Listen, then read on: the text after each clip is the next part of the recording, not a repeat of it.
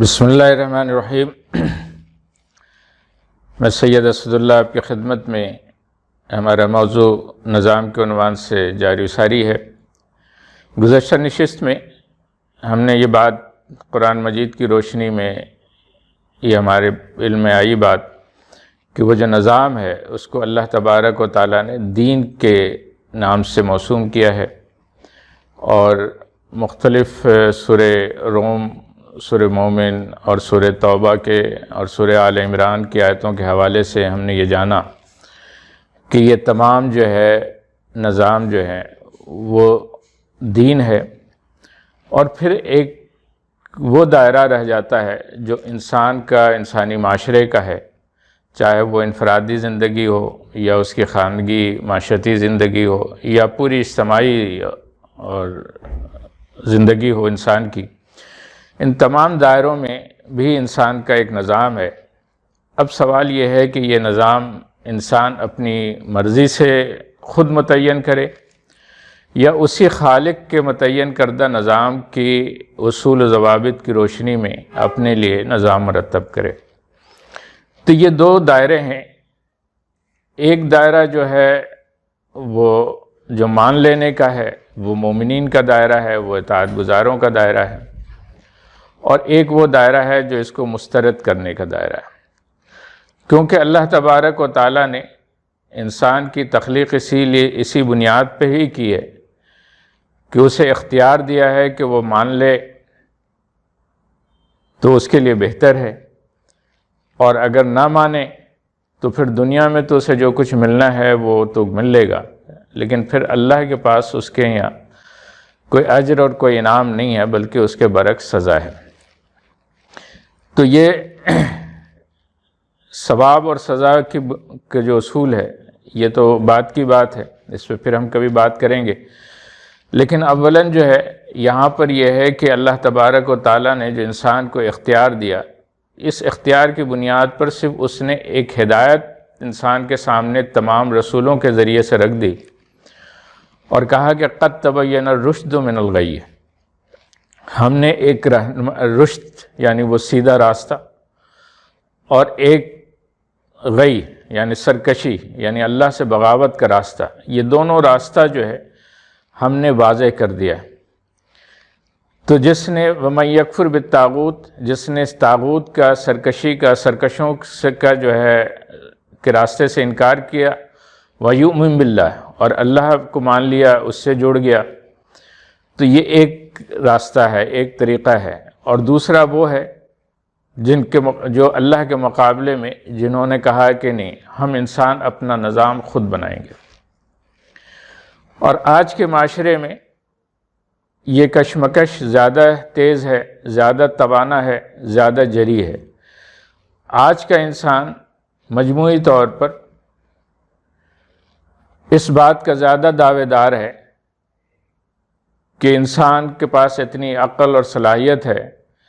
کہ وہ اپنا نظام خود متعین کر سکتا ہے، وہ جیسا چاہے، اور وہ جو ہے اللہ کے نظام کو مسترد کرتا ہے۔ تو یہ تو ایک طبقہ ہے جو مسترد کرنے والوں کا ہے، اور بظاہر دنیا میں یہی وہ طبقہ ہے جو حاکم و غالب ہے۔ اور ایک دوسرا طبقہ وہ ہے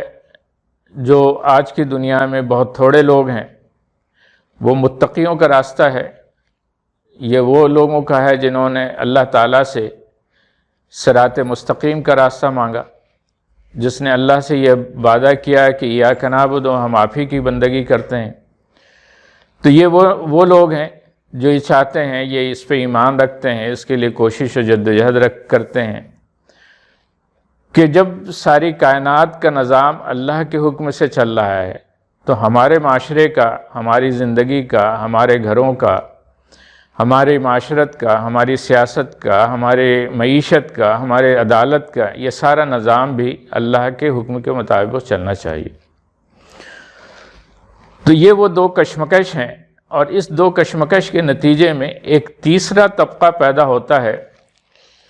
جو بظاہر کہتا ہے کہ ہاں ٹھیک ہے، ہم اللہ کو مانتے ہیں، اللہ کے رسولوں کو بھی مانتے ہیں، اللہ کی کتاب کو بھی مانتے ہیں، لیکن در حقیقت عملاً جب وہ بات آتی ہے تو وہ ماننے والوں کے بجائے نہ ماننے والوں کا ساتھ دیتا ہے۔ یہ اس طرح یہ انسانی معاشرہ جو ہے 3 طبقوں پر مشتمل ہے، اور اگر ہم قرآن مجید کی پہلی سورہ مبارکہ دیکھیں جسے سورہ فاتحہ کہتے ہیں، جو پورے قرآن مجید کے ام الکتاب بھی ہے، اس میں پہلا طبقہ تو وہی ہے کہ جو کہتا ہے کہ اہدنا الصراط المستقیم۔ یہ کیوں کہتا ہے؟ کہ اس نے اس بات کو تسلیم کر لیا ہے کہ اللہ ہی ہمارا رب ہے، اللہ ہی ہمارا حاکم ہے، اور وہی مالک کل ہے، اور ایک دن ہمیں مالک یوم الدین اس مالک کو جواب دہی کرنی ہے، اور اس کے مالک ہونے کے نتیجے میں یہ بات خود بخود ہو گئی کہ پھر ہمیں اس کی بندگی کرنی چاہیے، لہٰذا وہ اس کا اقرار کرتا ہے ایاک نعبد کے لیے،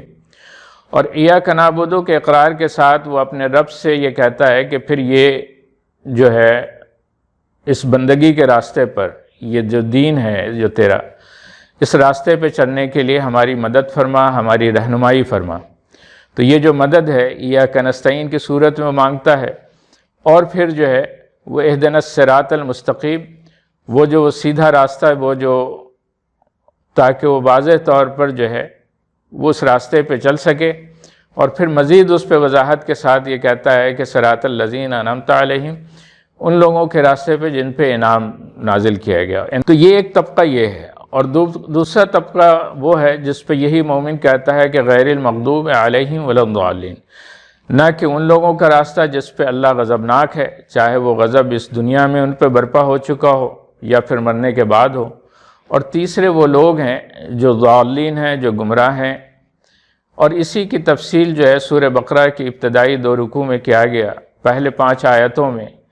اللہ تعالیٰ نے سب سے پہلے جو انسان نے وہ ہدایت مانگی، اس ہدایت کو کہا کہ ذالک الکتاب، یہ وہ کتاب ہے، یہ ہدایت ہے، ھدی للمتقین، اور پھر وہ متقیوں کی صفات بیان کرتے ہوئے پھر دوسرے طبقے کا وہ جو باغی اور سرکش ہے، جو جس پہ اللہ کا غضب ہونا ہے، چاہے اس دنیا میں ہو چکا ہو یا نہ ہو چکا ہو، بہرحال آخرت میں روز حساب اس پہ کا جو ہے غضب ہونا ہے، اس کو 2 آیتوں میں بیان کرتے ہوئے اللہ تبارک و تعالیٰ نے سورہ بقرہ کے دوسرے رکوع میں اس تیسرے طبقے کا ذکر کیا ہے، جو بظاہر تو کہتا ہے کہ وَمِنَ النَّاسِ مَن يَقُولُ آمَنَّا بِاللَّهِ وَبِالْيَوْمِ الْآخِرِ وَمَا هُمْ بِمُؤْمِنِينَ، جو کہتے تو ہیں کہ ہم اللہ کو بھی مانتے ہیں اور آخرت کو بھی مانتے ہیں، لیکن در حقیقت وہ ماننے والے نہیں ہیں، کیونکہ ان کا معاملہ یہ ہے کہ جب ان سے کہا جاتا ہے کہ ایمان لاؤ، جیسا کہ وہ لوگ ایمان لائے جنہوں نے اس نظام کو قائم کیا جس طرح کہ رسول اور ان کے ساتھیوں نے کیا، تو وہ اس کو بیوقوفی سمجھتے ہیں، اور ان کی ساری بھاگ دوڑ جو ہے، اگر آپ سورہ بقرہ کے دوسرے رکوع مکمل مطالعہ کریں تو آپ پہ واضح ہو جائے گی کہ وہ سارے بھاگ دوڑ جو ہیں ان لوگوں کے ساتھ ہے جو اللہ کے باغی ہیں، اللہ کے سرکش ہیں، جسے اللہ نے شیاطین کہا ہے۔ وَإِذَا خَلَوْا إِلَىٰ شَيَاطِينِهِمْ قَالُوا إِنَّا مَعَكُمْ، جب وہ مومنوں کے سے ہٹ کر کے وہ انسان نما شیاطین کے، جنہوں نے طاغوت کا، سرکشی کا نظام قائم کر رکھا ہے، اللہ سے بغاوت کا نظام قائم کر رکھا ہے، ان کے ساتھ ملتے ہیں تو کہتے ہیں کہ یہ ہم تمہارے ساتھ ہیں۔ اور یہی وہ خطرناک گروہ ہے جو مسلمانوں کے معاشرے پہ عملاً جو حکمراں طبقہ ہے، اور اسی وجہ سے وہ مسلمان کا جو نظام ہے، مسلم دنیا کا 4-5 درجن سے زائد مسلم ممالک ہیں، لیکن کسی ملک میں اللہ کا جزوی طور پر تو نظام، کچھ شرعی قوانین تو اس پہ موجود ہیں، اس پہ نافذ ہیں، لیکن در حقیقت مجموعی نظام جو ہے اس وقت مسلم دنیا میں موجود نہیں ہے، اور اس کی بنیادی وجہ یہی ہے کہ مسلم دنیا پر اس نظام کی باغ ڈور ان لوگوں کے ہاتھ میں ہے جو کہتے تو ہیں کہ ہم اللہ کو مانتے ہیں اور آخرت کو مانتے ہیں، لیکن در حقیقت نہیں مانتے، کیونکہ ان کے دل میں بیماری ہے۔ اب اس پہ جو ہے ہم آگے اس پہ یہ بات کریں گے کہ آخر مسلمانوں کے اندر جو ہے یہ دین کا نظام، یہ نظام جو ہے جو معاشرت کا، یہ کیوں بگڑ گیا، اور صرف انہوں نے اس کو روزے اور عبادات تک کیوں دین کہنا شروع کر دیا، اس پہ بلکہ بعض مسلمانوں کے گروہ بھی صرف چند عبادات اور تسبیحات پہ کام کر رہے ہیں اور اس کو وہ دین کا نام دیتے ہیں۔ اس پہ پھر ہم اگلی نشست میں بات کریں گے۔ اجازت چاہتے ہیں۔ والسلام علیکم ورحمۃ اللہ وبرکاتہ۔